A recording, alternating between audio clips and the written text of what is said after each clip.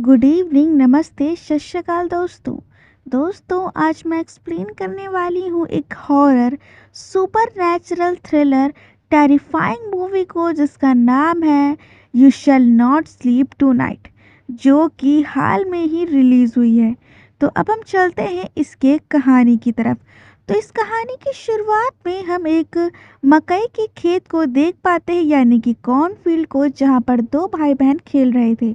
तो वो खेत में भागे रहे थे, लेकिन इसी बीच भाई को खेतों में से कोई अपनी ओर खींच लेता है, जिसके बाद उसकी बहन उसे ढूंढने लगती है। अब हम उनके पिता को भी देख पाते हैं, जो कि अपनी फसल पर गौर कर रहे थे। अब उनकी जो फसल होती है वो किसी वजह से काली पड़ चुकी थी, और यह एक बैड वैमन होता है। मीनवाइल बहन अपने भाई को ढूंढ ही रही होती है कि तभी उसके सामने एक ज़ॉम्बी जैसी लेडी आती है, और वो उसकी तरफ बढ़ ही रही होती है कि जिसकी वजह से वे लड़की ज़ोर से चिल्लाती है। अब उसकी आवाज़ सुनकर उनके पिता अपने खेतों की तरफ भाग जाते हैं, जहाँ पर उन्हें उनका बेटा मिल जाता है, जिसको देखकर वो उसको गले लगा लेते हैं। लेकिन तभी ज़मीन हिलने लगती है, जिसके बाद में हम उनकी माँ को देख पाते हैं, जो कि अपने घर से बाहर निकलती हैं। बाहर आकर वो अपने फसल पर एक काले लिक्विड को देखती हैं कि तभी उसे उनका बेटा मिलता है, लेकिन उनके बेटे के साथ एक डीमन भी था। और सीन यहीं पर कट हो जाता है, जिसके बाद हम एक बच्चे को देख पाते हैं, जो कि अपने ही रूम में होता है, और वो एक हॉरर स्टोरी को पढ़ रहा था।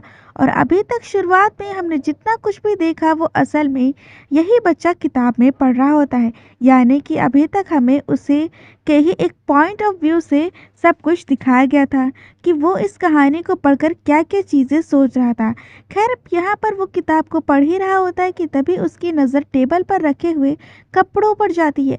तभी उसे वहाँ एक मॉन्स्टर दिखने लगता है, और ये देखकर वो अपने डैड को ज़ोर से आवाज़ लगाता है। वहाँ उसके पिता आकर ये पूछते हैं कि आखिर क्या हुआ, जिस पर वो बताता है कि उसने सपने में एक मॉन्स्टर को देखा। तब उसके पिता उससे कहते हैं कि ज़रूर ये उसका बुरा सपना होगा, लेकिन बच्चे को पूरा विश्वास था कि उसने इस मॉन्स्टर को असल में देखा था। उसके पिता उससे पूछते हैं कि वो मॉन्स्टर दिखता कैसे था, जिस पर वो बोलता है कि वह काला था और उसकी स्किन जली हुई थी। तब उसके पिता उसको समझाते हैं कि ऐसा कुछ भी नहीं है, और उसे अब स्ट्रांग बनना चाहिए, क्योंकि वो बड़ा होता जा रहा है। अब इस लड़की के पिता अपने बेटे को कुछ स्केरी स्टोरी सुनाने लगते हैं, ताकि उसे जल्दी से नींद आ जाए, और उसे स्केरी स्टोरी सुनना काफ़ी पसंद था। और इसीलिए इनकी हर एक कहानी में हमारी कहानी भी होगी। तो पहली स्टोरी का नाम है द लास्ट सेशन। यह कहानी एना नाम की लड़की की है, जो अपनी बड़ी बहन ग्रेस के साथ बिस्तर पर सोई हुई थी। तभी उसे कुछ आवाज़ आने लगती है, जिनमें कोई यह कहता है कि उसे उसकी बहन का टेडी बियर चाहिए। अब एना उसे टेडी बियर देने से मना कर देती है कि इसी बीच ग्रेस की आंख खुल जाती है, और वो एना से पूछती है कि वो किससे बात कर रही थी। तब एना उसको बताती है कि वह एक आदमी से बात कर रही थी, जो कि ऊपर फ्लोट कर रहा था। ग्रेस कहती है कि उसे तो यहाँ पर कोई भी नहीं दिखाई दिया। ये सुनकर एना मायूस हो जाती है। उसका मन रखने के लिए ग्रेस उसको कहती है कि उसे उस पर पूरा भरोसा है, और ग्रेस उसे वादा करती है कि वह उसे हर मुश्किल से बचाएगी।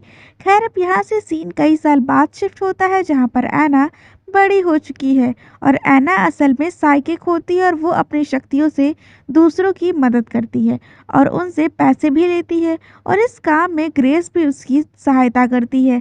लेकिन एना अभी इन चीज़ों से डरती थी, क्योंकि उसके चाइल्डहुड का डर आज भी उसके साथ था, ट्रॉमा उसके साथ था। खैर, अब वो एक परिवार के पास जाते हैं, जिसके अंदर एक माता पिता थे। दरअसल उनकी बेटी मैरी बर्थ के कुछ समय पहले ही खत्म हो चुकी थी, और अब मैरी बर्थ के माता पिता के उसकी स्पिरिट से यह बात करना चाहते हैं कि क्या उसको मोक्ष मिला है, क्या वो शांत है या फिर नहीं। अब मैरी जो होती है, उनके माता पिता ने उनको पेमेंट ऑलरेडी कर दिया था। अब आज रात का सेशन होने वाला था। ग्रेस और एना से बात करके वो पेरेंट्स अब यहाँ से चले जाते हैं। उनके जाने के बाद में एना ग्रेस से कहती है कि उसे कुछ ठीक नहीं लग रहा है। ग्रेस उससे कहती है कि वो बस उनकी बेटी से बात करना चाहती हैं और अगर वो पीछे हटेंगे तो वो लोग उन्हें फ्रॉड समझेंगे। एना कहती है कि जो कुछ भी हो इस घर में है वो आज उनकी जान ले सकता है, लेकिन ग्रेस को भरोसा था कि सब कुछ स्मूथली हो जाएगा। लेकिन एना को ऐसा नहीं लगता था। उसे लगता है कि ग्रेस को सिर्फ पैसों की पड़ी थी और यह बात ठीक भी होती है। उसे अपनी बहन से कोई मतलब नहीं था और यह सब उनकी बातों से हमें पता चल रहा था। उससे वो कहती है कि वो उसको प्रोटेक्ट करेगी, जिसके चलते एना ऑब्वियसली मान जाती है। खैर अब मैरी के माता पिता आते हैं, जिसके बाद एना अपना काम शुरू कर देती है। वो ध्यान लगाकर स्पिरिट वर्ल्ड में चली जाती है जहाँ पर उसे मैरी मिलती है।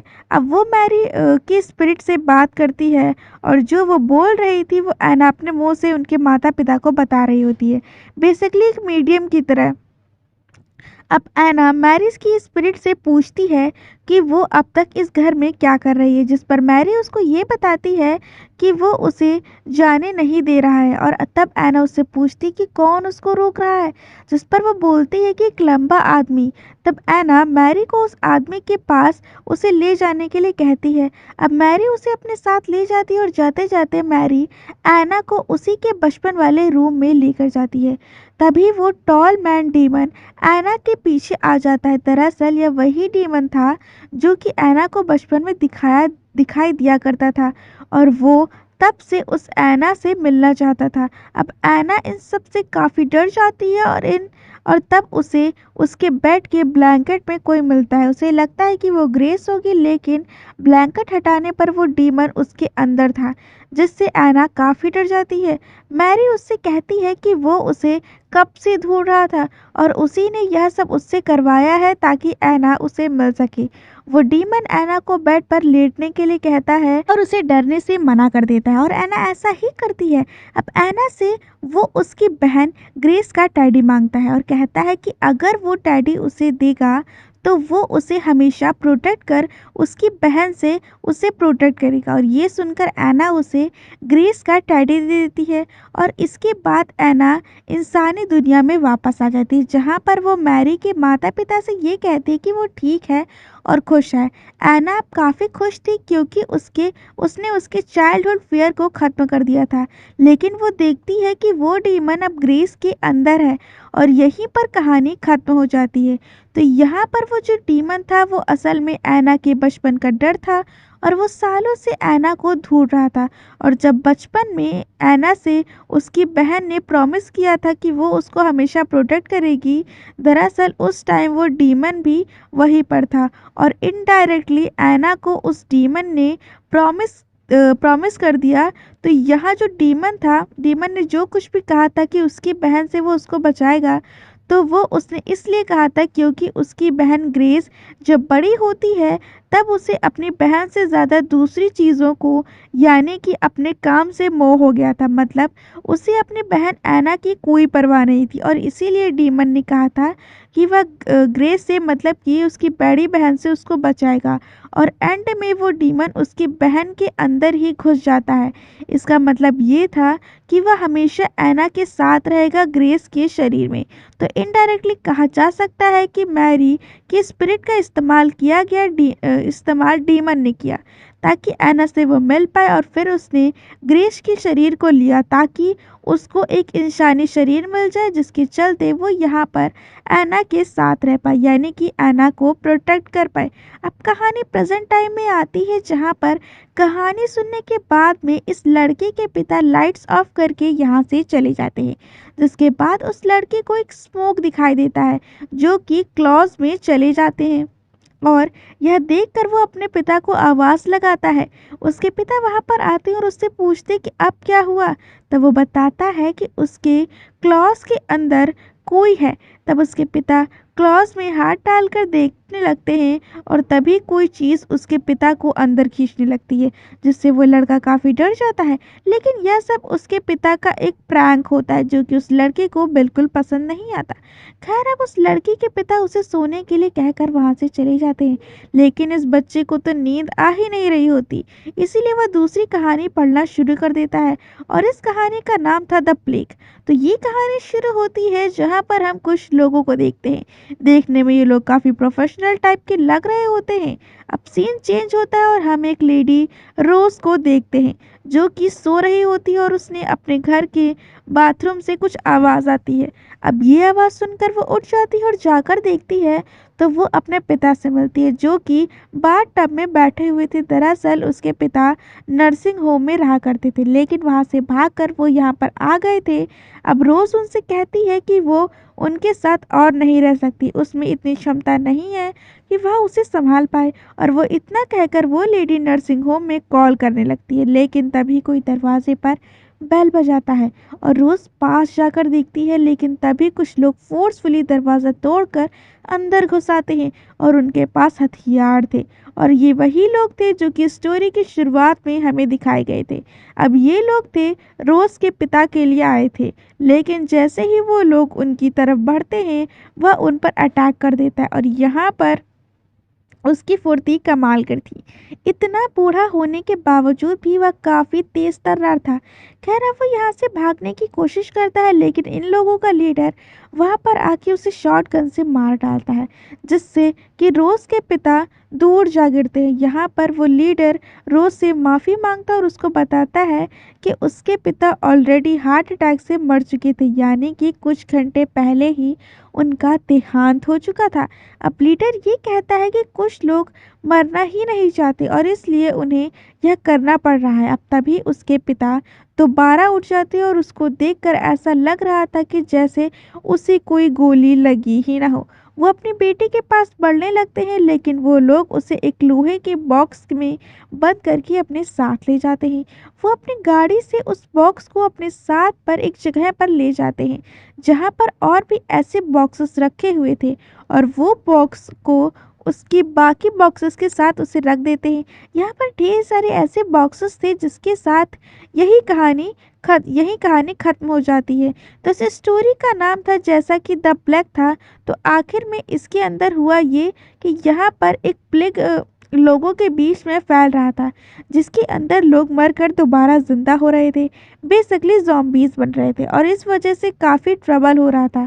जैसा कि हमने सुना था कि उस लेडी के पिता हार्ट अटैक से मर गए थे लेकिन दोबारा वो ज़िंदा हो गए थे और ज़िंदा होने के बाद वह थोड़े से आक्रामक भी हो गए और ये बात ज़रूर गवर्नमेंट तक पहुंच गई होगी। इसीलिए उन्होंने इन लोगों को कंट्रोल करने के लिए एक स्पेशल ऑर्गेनाइजेशन क्रिएट करी होगी जिसके अंदर ऐसे लोग होंगे जो कि इन लोगों को कंट्रोल करके उन्हें एक ऐसी जगह पर इकट्ठा कर सके। अब ये लोग उन सभी लोगों को क्या करेंगे यह किसी को भी नहीं पता, लेकिन हम अंदाज़ा लगा सकते हैं कि वो लोग हमेशा के लिए उसके अंदर कैद रहेंगे या फिर गवर्नमेंट उनका क्रिमिनेशन करवा देगी या ज़िंदा रहते ही, क्योंकि टेक्निकली वो लोग पहले ही मर चुके हैं और किसी वायरस की वजह से या फिर प्लेग की वजह से वो लोग ज़िंदा हो रहे थे। अब दूसरी कहानी ख़त्म होने के बाद वो बच्चा बाथरूम जाता है जहाँ पर बाथरूम की लाइट्स अपने आप ऑन ऑफ होने लगती है। उस बच्चे को लगता है कि यह उसके पिता ने किया होगा लेकिन वहाँ कोई नहीं था। खैर अब वो अपने रूम में जाने लगता है कि तभी उसे वहाँ जली हुई स्किन वाला मॉन्स्टर दिखता है जो कि उसकी तरफ बढ़ रहा था, जिससे डर कर वो बच्चा अपने रूम के बेड के नीचे चला जाता है लेकिन वो मॉन्स्टर उसके रूम के अंदर भी आ गया था जिससे कि वो लड़का बहुत ही डर जाता है। लेकिन वो कोई मॉन्स्टर नहीं था बल्कि उसके पिता थे।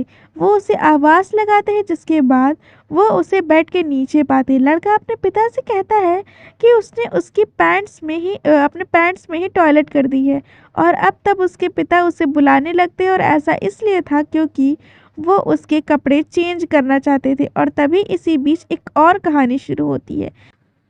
इस स्टोरी का नाम है स्लीप वॉक। तो कहानी में हम एक आदमी को देखते हैं जिसका नाम होता है लॉयड जेनकिंस। अब जो जेनकिंस है वो अपनी कार से एक रेस्टोरेंट पर जाता है। वह उनसे ये पूछता है कि क्या उनको पता है कि डोलरेस बैरेट कहाँ रहता है। वह आदमी उसे उसका एड्रेस देता है जिसके बाद में लॉयड उसी जगह पर आगे बढ़ने लगता है। ये एड्रेस असल में एक रेस्टोरेंट का था।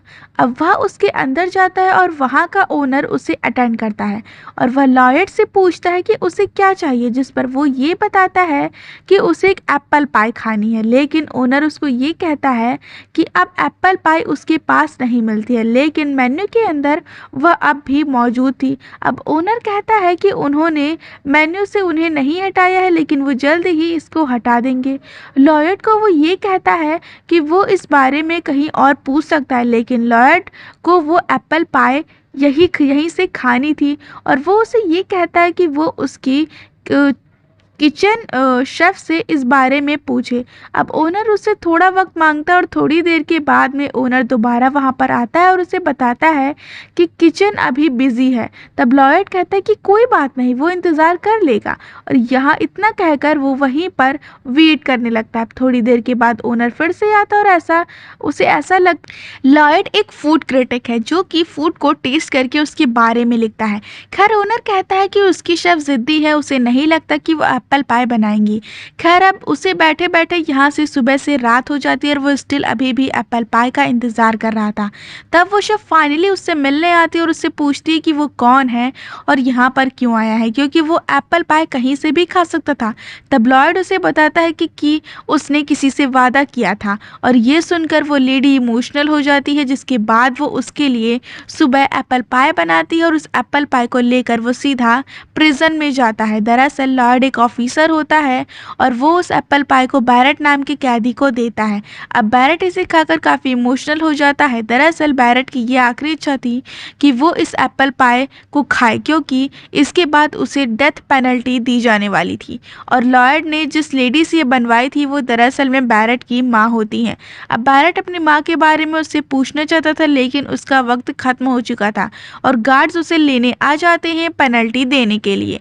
तो यहाँ पर हमको ये पता चलता है कि टाइम कितना कीमती होता है, क्या पता कब कौन सा वक्त आ जाए, बुरा आ सकता है, अच्छा आ सकता है, तो अच्छी बात है, इसीलिए हर एक पल को अच्छी सी जीना चाहिए। खैर अब कहानी यहाँ पर ख़त्म हो जाती है और इसके बाद में हम बाप बेटे को देखते हैं, जहाँ पर बेटे को फिर से नींद नहीं आ रही थी। उसके पिता उसे कहते हैं कि वह इस तरह से नहीं रह सकता है और उसको ये सारी चीज़ें नहीं पढ़नी चाहिए, क्योंकि यह उसके लिए ठीक नहीं है और उसे डरना भी नहीं चाहिए।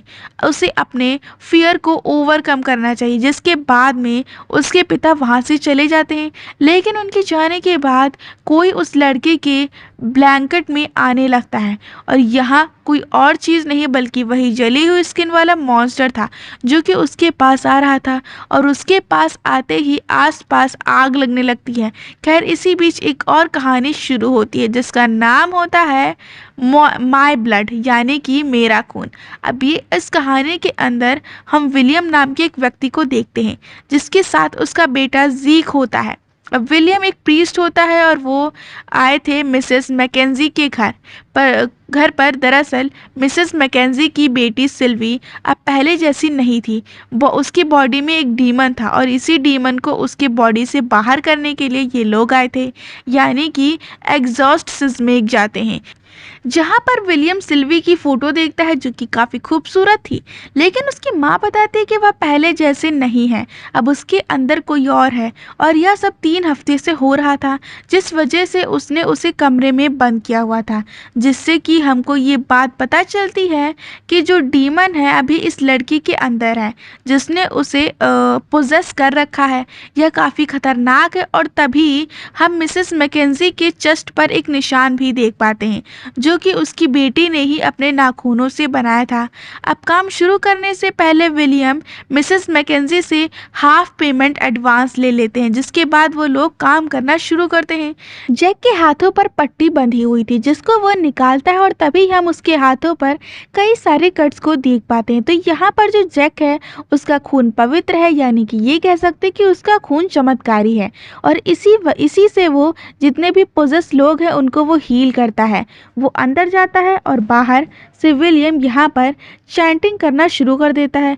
अब हम ये देख पाते हैं कि जो डीमन सिल्वी के अंदर है वो जैक को पहले से जानता था।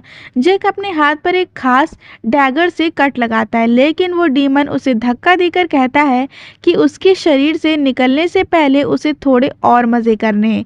जैक जैसे तैसे उसे काबू में करता है, लेकिन वो डीमन मानने को तैयार नहीं था। तब जैक उसके मुंह के अंदर अपना खून डालता है, जिसके बाद सब कुछ ठीक हो जाता है। अब वो लोग पैसे लेकर वहाँ से निकल जाते हैं और वो दोनों एक गैस स्टेशन पर रुकते हैं, जहाँ पर जैक अपने बैंडर्स खोलने बाथरूम में जाता है, जहाँ पर हम देख पाते हैं कि वो थोड़ा थोड़ा हील हो चुका था, मतलब कि वो काफ़ी स्पेशल था।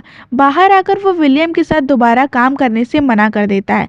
यहाँ पर हमें पता चलता है कि विलियम और जैक पहले डीमन को किसी बॉडी में प्रवेश करवाते हैं और उसके बाद में उसे हीलर बनकर उसके पास जाते हैं पैसा कमाने के। लेकिन जो जैक है वो इन सबसे बहुत परेशान हो चुका था। वैसे भी सारा काम वही करता था। विलियम उसे समझाता है कि इस काम में उन दोनों का ही फ़ायदा है, लेकिन जैक ने ठान लिया था कि वह गलत काम नहीं करेगा। और हमें ये भी पता चलता है कि ये लोग घिनौना काम कई बार कर चुके हैं, लेकिन अब जैक ये नहीं करेगा। वो अपने रास्ते चल देता है और विलियम वहाँ अकेला रह जाता है। जिसके बाद हम देख पाते हैं कि विलियम इन पैसों से एक ऐसी जगह पर जाता है जहां पर लड़कियां मिलती हैं और यहाँ पर वो सारी चीज़ें होती हैं। जिसके बाद ये कहानी यहाँ पर ख़त्म हो जाती है। और इस कहानी के अंदर हमें दिखाया गया है कि जो विलियम है वो स्टार्टिंग से ही गलत आदमी था और वो बिल्कुल भी अच्छा नहीं था, और जैक को ये सब बिल्कुल पसंद नहीं था। और एंड में वो ये डिसाइड कर लेता है कि अब वो विलियम के साथ काम नहीं करेगा और फिर वो उसे छोड़कर चला जाता है और कहानी यहीं पर एंड हो जाती है। अब हम आते हैं प्रेजेंट टाइम में उस लड़की के पास में, जहाँ पर उसके पास सब कुछ ठीक हो जाता है, लेकिन उसे अपने ब्लैंकेट के अंदर कुछ तो दिखाई देता है। वहाँ पर कुछ फॉग जैसा होता है और उसके अंदर वही मॉन्स्टर होता है, और असल में उस मॉन्स्टर की जगह पे कोई और नहीं बल्कि उस लड़के के खुद के पिता थे। जी हाँ, और इसी बीच उस लड़के की माँ रूम में आ जाती है और वो सोने के लिए उससे कहती है। और यहाँ पर इस कहानी का सबसे बड़ा शॉकिंग ट्विस्ट ये आता है कि हमें ये पता चलता है कि लड़के के पिता असल में है ही नहीं, उनकी काफ़ी समय पहले ही डेथ हो चुकी थी। अब उसकी माँ उसे ये कहती है कि यह उसके लिए मुश्किल है। वो जानती है कि उसे पता है कि वो डरा हुआ रहता है, लेकिन उसे स्ट्रांग बनना पड़ेगा उसके डैड की तरह। यानी कि मुझे ऐसा लगता है कि उसके पिता शायद से जलकर ही ख़त्म हुए थे, जिसकी वजह से यह डीमन उसको दिख रहा था, जो कि कुछ और नहीं बल्कि उसके पिता ही थे, जिनसे वो काफ़ी डर चुका था। या फिर यह कहे कि वो उसके अंदर का डर था कि तभी उसकी माँ उसे गुड नाइट कहती हैं और जाने से पहले उससे ये पूछती हैं कि क्या वो लाइट्स ऑन ही रहने दे, जिस पर लड़का ये कहता है कि नहीं, वो उसको ऑफ कर सकती है। जिसका मतलब ये था कि अब लड़की को डर नहीं लग रहा था और उसने अपने फियर को फाइनली फेस कर लिया था। यानी कि उसने रियलिटी एक्सेप्ट कर ली थी कि अब उसके पिता नहीं रहे हैं। यानी कि वो जो डीमन था वो कोई और नहीं बल्कि उसके पिता की समझ एक छाया थी। उसने ये रियलिटी एक्सेप्ट कर ली थी कि अब उसके पिता नहीं रहे हैं और जिस डीमन को वो देखता था वो कोई और नहीं बल्कि उसके पिता ही थे, जो खत्म होते टाइम उस समय ऐसे दिख रहे होते हैं, तो उसे ऐसा ही चेहरा उसे दिखाई देता है। और यहीं पर ये कहानी ख़त्म हो जाती है। ये कहानी आपको कैसी लगी हमें कमेंट में ज़रूर बताइएगा। और अगर आपको ये वीडियो पसंद आई हो तो वीडियो को लाइक शेयर और सब्सक्राइब ज़रूर करें। और अगर आपको ऐसे ही हॉरर थ्रिल मूवी देखनी पसंद हो तो हमारे चैनल के नोटिफिकेशन बेल को ऑन करना ना भूलें।